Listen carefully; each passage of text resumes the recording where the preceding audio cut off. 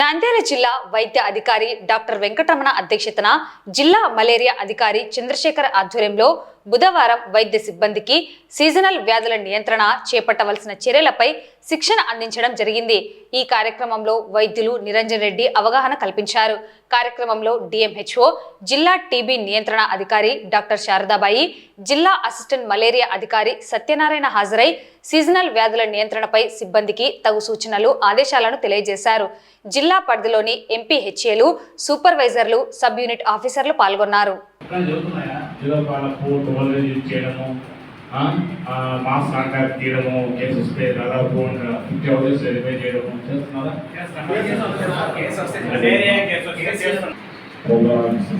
కూడా daily 10 contacts only దీని మీద external diseases plus EHR avoiding సంబంధించి ప్రతిరోజు డిస్కస్ చేయడము. అందులో ఖచ్చితంగా సీజనల్ డిసీజెస్ కానీ ఈహెచ్ఆర్ కానీ నంద్యాల ఉంటుంది.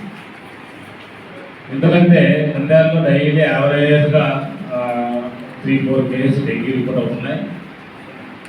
అలాగే ఈహెచ్ఆర్లో మన జిల్లా అంటే ఓపీలో డాక్టర్స్ స్ట్రైక్ ఉన్నా కూడా స్టాఫ్ నర్సులు రిజిస్టర్ చేశారు.